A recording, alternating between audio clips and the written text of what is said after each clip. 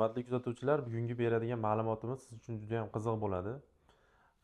Bilasizlarki, biz urug' nol holatdagi erkaklarda teziya va mikroteziya amaliyotlarini amalga oshiramiz. Bundan maqsad moyakni ichidan urug' izlash va topish. O'z-o'zidan savol tug'iladiki, bu amaliyotlar faqatgina urug' nol bemorlardagina amalga oshiriladimi? Albatta yo'q. Shunaqa holatlar bo'ladi bemorlarda. Urug' hujayralari bo'lsa ham, demak spermogrammada yetarli darajada urug' hujayralari bo'lsa ham biz teziya amaliyotlarini amalga oshirishga majbur bo'lamiz. Sababi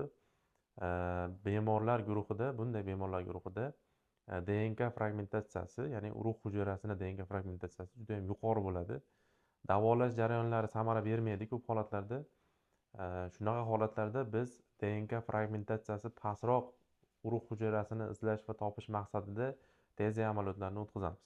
Chunki ilmiy tadqiqotlar shuni ko'rsatadiki, moyakni ichidan to'g'ridan to'g'ri olingan urug' hujayralarida DNK fragmentatsiyasi eyakulyatda chiqqan urug' hujayralarga qaraganda juda ham pastroq bo'ladi. Ya'ni moyakni ichidan olingan urug' hujayrasida demak embrion rivojlanishi, homilani oxirgi srokka qadar yetib borishi ehtimoli balandroq. Shuning uchun agarda bemorda urug' hujayrasini DNK fragmentatsiyasi baland bo'lsa, ya'ni o'sha urug' hujayrasini DNK qismlarida buzilishlar ko'p bo'lsa, teziya amaliyoti orqali moyakni ichidan urug' olishga to'g'ri keladi. Bundan tashqari, kriptozospermiya holatida ham biz teziya amaliyotlarini amalga oshirishga majbur bo'lamiz. Sababi bemorlarda juda ham kam miqdorda urug' hujayralari bo'ladi. Shunaqa qiziq ma'lumotlarni o'tkazib yubormaslik uchun albatta bizni sahifaga obuna bo'lib qo'yinglar.